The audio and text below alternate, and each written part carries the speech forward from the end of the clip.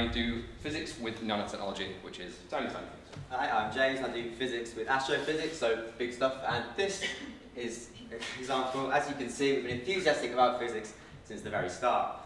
This is a picture when we applied to go to Leeds. First thing we realised, physics is hard.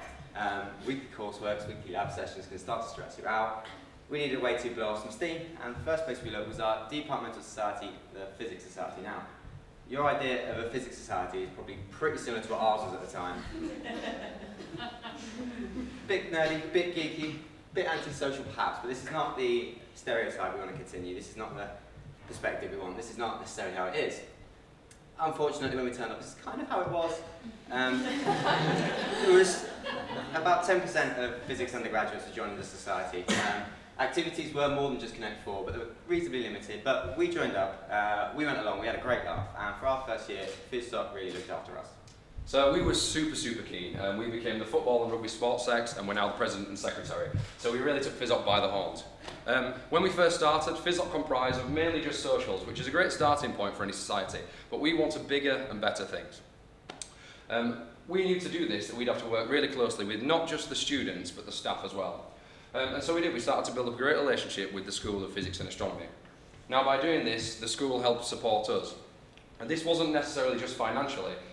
This was through things like letting us use their spaces within the EC Stoney building, which is where we host our infamous coffee bar socials. As we did this, academics began to get more involved as well.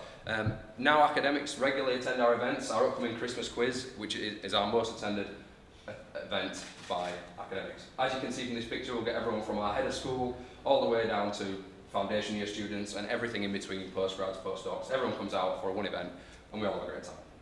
This wasn't just benefiting social attendances though, this helped the school as well, we hope.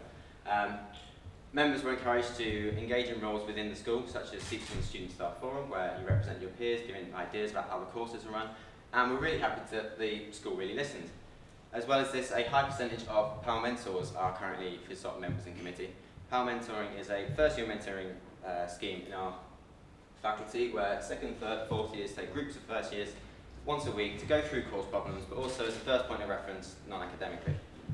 Main idea being that experienced students are much more helpful in inducing first-year students than a big, heavy textbook. There are answers in the back of this textbook, but not necessarily to the questions that are being asked by a typical 18 or 19-year-old at their first year at uni. It was also a great hour every week to get through news about PhysOc and about the school. So we realised that word of mouth wouldn't quite cut it to spread the word of PhysOc. We needed social media. Social media was a great platform for us not just to put across the points of PhysOc, but also the school as well. It was also a fantastic way for us to interact with potential applicants before they even arrived at the university.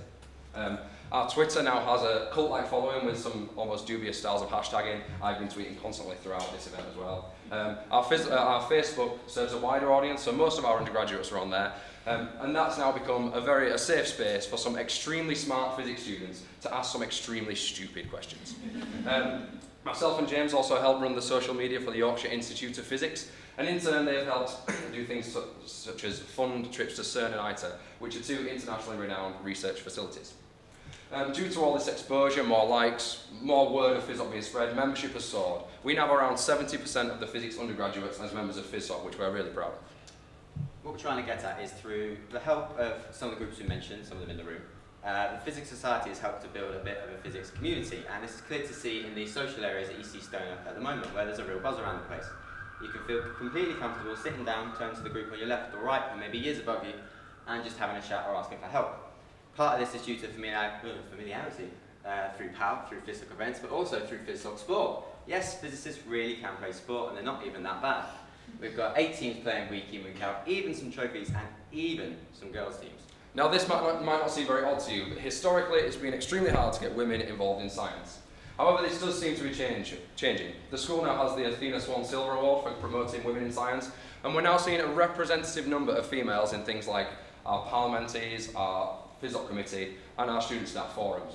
This all serves us fantastically well when it comes to open days. It's constantly noted by people, potential applicants and parents, about what a great sense of community everyone has and what a great sense of togetherness there is within the school.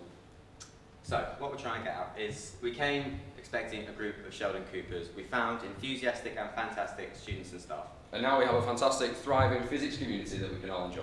Thanks for